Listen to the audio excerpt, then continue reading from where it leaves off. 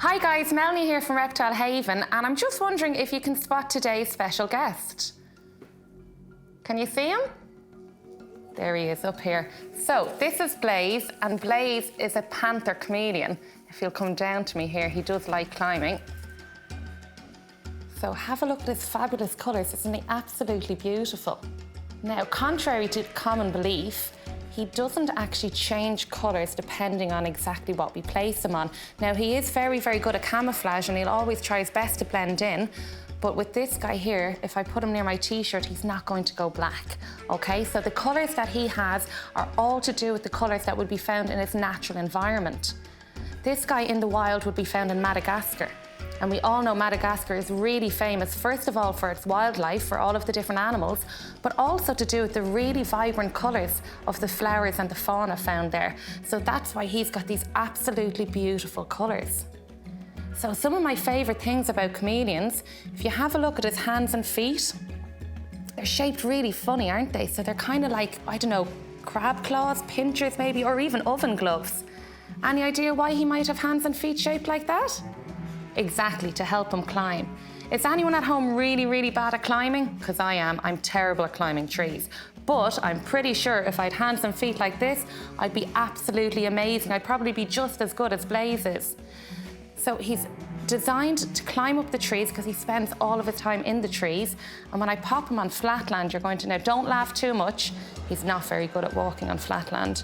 So as you can see, he's not really walking much when he's on the flat land. He just really, really struggles. His feet don't seem to go well on that ground. So I could either offer him a hand up and he'll probably climb onto me, or I can show you something even cooler. Watch this with his tail. Let's see. Come on, Blaze. Do you see what he's doing? He can actually wrap around and hold on with his tail. Does anybody at home know what type of tail that is? It's the same type of tail that monkeys would have to help them from climbing from tree to tree and for swinging. It's called a prehensile tail. It's kind of a tough word, but if you say it a few times, you'll get it right. Prehensile tail. Okay, so that tail, it works as an anchor for him. So it helps him from climbing between branches. So if he needs to reach a faraway branch, he can anchor himself and kind of stretch across. He also uses it for sneaking up on his prey. So he could be on one branch up high, and down lower he could see some food. And instead of having to climb directly onto the branch and landing on it and kind of moving it and maybe scaring his food off, he can actually use that tail to just drop down and grab the food without anybody even noticing. The food wouldn't even notice it was about to be eaten. He's so stealthy. So, I don't know if you've noticed anything really cool about his eyes, other than the shape of them, but he can actually move them independently. So you can see, he can look at me and he can look at you guys at home all at the same time.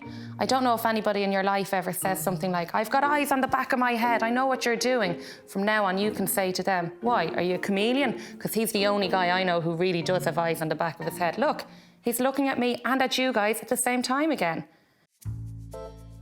So a few more really interesting things on the chameleon is if you have a look, first of all, have a look at its funny little nose here. See the little shape of it, the way it kind of comes down. It's nearly like a slide. So that's to help him with drinking because he doesn't like to drink still water. Now that doesn't mean he drinks sparkling. What I mean is he won't drink from a pool of water. He prefers to lick it off the leaves, or if it's raining, it'll actually all pool around here and he'll kind of lick it off as it drips down into his mouth. So if you have a look, can you see what he's doing right now? So he's standing on his back legs. He's using that prehensile tail, correct if you got it again, the prehensile tail to hold on to me here for his balance. And what he's doing, he's actually looking up at the mic here thinking, could he reach it? He definitely can't, but he's looking for somewhere higher to go. So if I pop my finger here, he's gonna want to climb onto that. Hang on, we give him another finger, will we? There we go, good man. And then he'll let go. And he'll balance himself, and he's still looking. He really wants to get to that microphone. It's not happening, buddy. Now, down we go. The way in which they change their colours is really interesting, and it kind of crosses over with us humans a bit. Has anyone ever got really embarrassed in class? I don't know, maybe called your teacher mum or dad, or did a big fart, and you go all pink, so your cheeks stay flush with colour. That's exactly the same way that these guys change their colours. It's all to do with their blood vessels and opening and closing them and letting the blood rush up to the surface to change the colours. He still really wants to get up to that microphone. So he's still on the move here. I'm going to pop Blaze back up here. And I'm just wondering, do you guys have any pets at home? I don't know, reptiles or more traditional things such as cats and dogs, maybe hamsters or fish? If so, we'd absolutely love to see some videos, maybe some photographs. If you could send them in to us at rte.ie/learn. Myself and Blaze will be waiting to see them. Thanks a million. Bye.